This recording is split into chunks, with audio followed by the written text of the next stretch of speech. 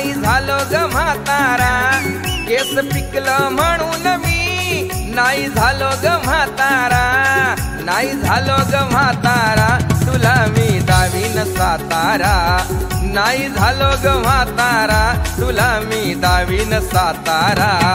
केस पिकलं म्हणून मी नाही झालो ग म्हातारा, केस पिकलं म्हणून मी नाही झालो ग म्हातारा, नाही झालो ग म्हातारा, तुला मी दावीन सातारा, नाही झालो ग म्हातारा, तुला मी दावीन सातारा.